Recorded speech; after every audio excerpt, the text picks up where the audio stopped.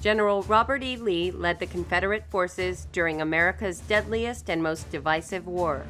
Despite numerous victories on the battlefield, he ultimately bowed to overwhelming odds. Robert E. Lee was one of the greatest generals in world history.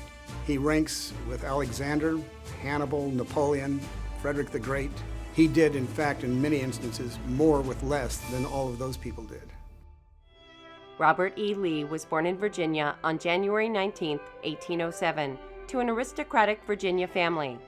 He graduated from the U.S. Military Academy at West Point and married Mary Custis, the great-granddaughter of Martha Washington. Once the Mexican War began, he was assigned to Winfield Scott's staff and served with great distinction there.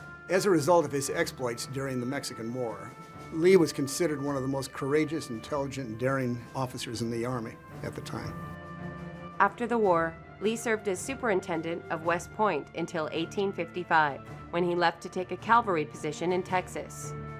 In 1859, he was ordered to put down John Brown's slave rebellion at Harper's Ferry, which he executed in 1 hour. At the beginning of the Civil War, Abraham Lincoln asked Robert E. Lee to lead the Union forces. Robert E. Lee thought of himself first as a Virginian. He refused to do so and in fact resigned his post. He would not take up arms against his fellow Southerners, even though he adamantly opposed secession and he viewed slavery as an evil. He did not fight for the South until his home state of Virginia was invaded. Lee distinguished himself on the battlefield and took command of the force he named the Army of Northern Virginia in 1862. Robert E. Lee was able to defeat George McClellan outside of Richmond in the 7 Days Battle, forcing the withdrawal of the Union Army from its positions just outside of Richmond. In the Second Battle of Manassas in 1862 and the Battle of Chancellorsville in 1863, he was dramatically outnumbered, but he was able to outmaneuver and surprise his enemy and defeat substantially larger forces. With the Battle of Antietam and then Gettysburg in July 1863, however, the tide turned against the Confederate forces.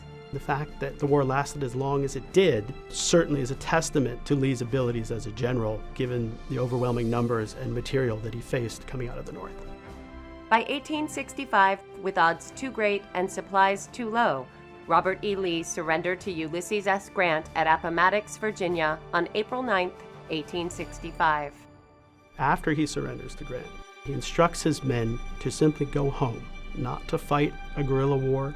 He says, if you make as good citizens as you have made soldiers, then I'll have done my job. Lee eventually became the president of Washington College in Lexington, Virginia, which is today Washington and Lee University. During this period of time, he did everything he could to create reconciliation between the North and South. While still president of the college, Robert E. Lee died on October 12, 1870, in Lexington, Virginia. Robert E. Lee today is remembered in the South as a hero, in the North perhaps as a traitor. He was a man of principle who fought for a cause he believed in.